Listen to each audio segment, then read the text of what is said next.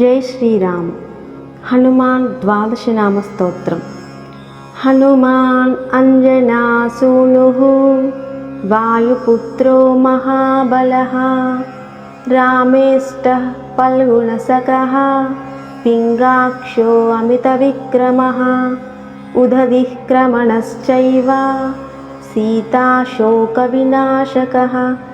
లక్ష్మణः ప్రాణదాతా చ దశగ్రీవస్య దర్పః ద్వాదశైతాని నామాని కపీంద్రస్య మహాత్మనః స్వాపకాలే పఠేన్నిత్యం యాత్రాకాలే విశేషతః తస్య మృత్యుభయం నాస్తి సర్వత్రా విజయీ భవేత్.